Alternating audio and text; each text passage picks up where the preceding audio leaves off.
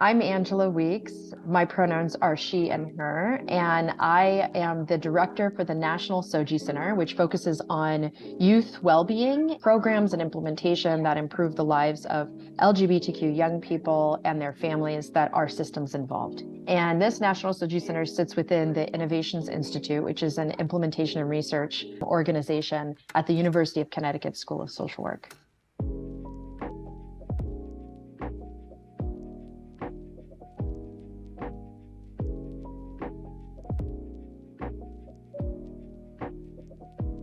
My background began in training about 12 years ago.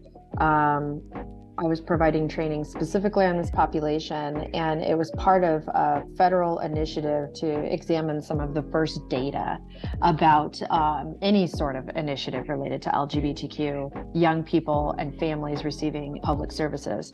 And so we trained as an initial effort 4,000 people who were providing social services in Los Angeles. And we examined the impact of that training through a survey that measured knowledge, because our research question at the time was, does training increase knowledge? And we found out that it did increase knowledge, but that people who were in the trainings were scoring really high on the pretest, meaning they were coming into the training already having a significant amount of knowledge about the population and what they should be doing to serve the population.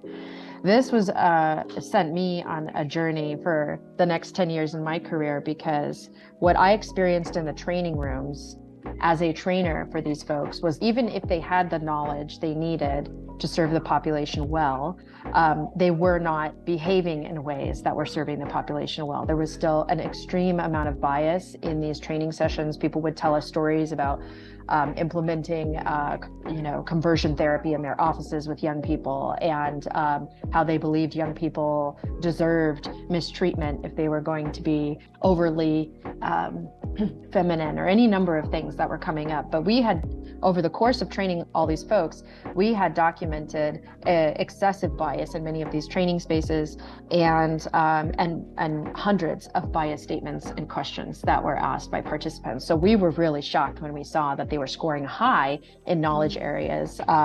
So we wanted to investigate that further and figure out, how is it that people have the information they need and are still behaving inappropriately? And I think over time, that answer became really clear, that knowledge is not the same as behaviors and attitudes. The next initiative was to measure what a training can feasibly do to change people's attitudes and behaviors. And then the research question being, what can a training feasibly accomplish when we're talking about long-lasting change? So all of this work over 10 years is really examining the impact of training on people's biases, and what are some of the best ways to eradicate biases in a training space when you have a limited amount of resources or a limited amount of time with your participants.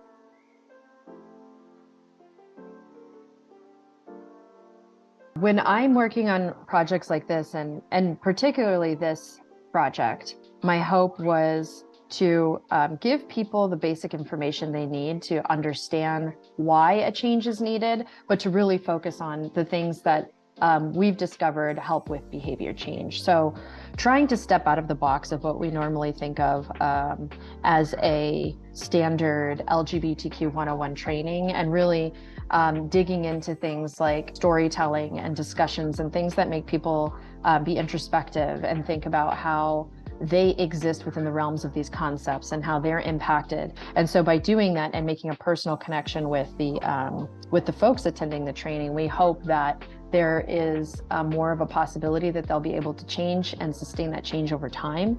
And this was the first training I've ever developed, actually, where I poured all of the lessons from all of those things into it.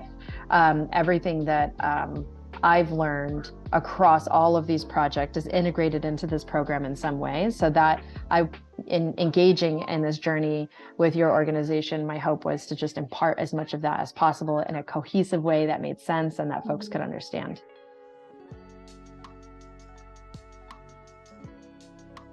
Mental Health Partnerships was great to work with. Super easy team. Your expectations were clear. Your feedback was thoughtful. And I really appreciated that you trusted me as an expert in the work and that you trusted the things that I brought to the table that were part of research. Even though some of this research is groundbreaking and unpublished, you never wavered in that trust, and I really appreciated that.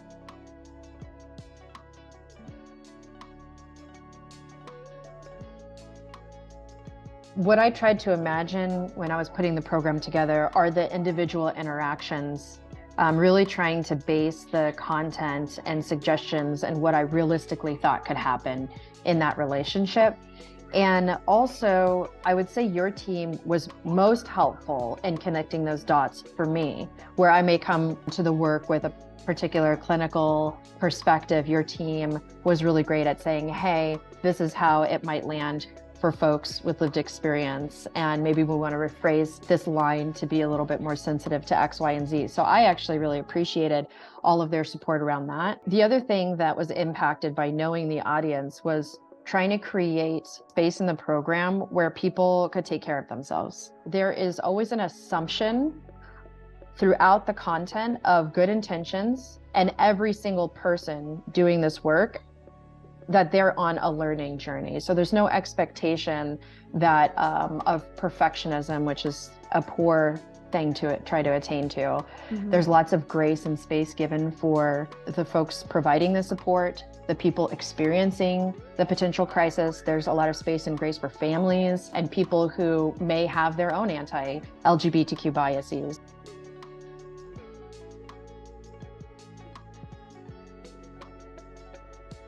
For a lot of people, they've come to me many times and have said, this has changed my life.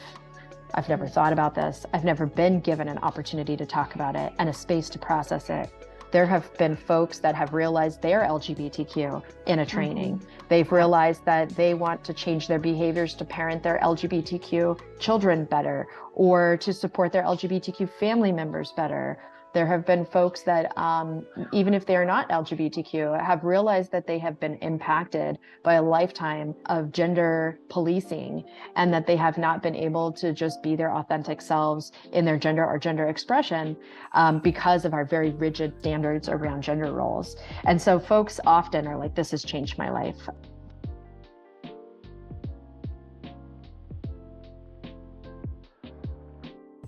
I hope MHP continues to pour what you all will learn in this process into the content. I have learned so much by listening to participants and sitting in discomfort on everybody's, on all sides, and really trying to hear where folks have developed their ideas about LGBTQ people and how it has impacted their lives.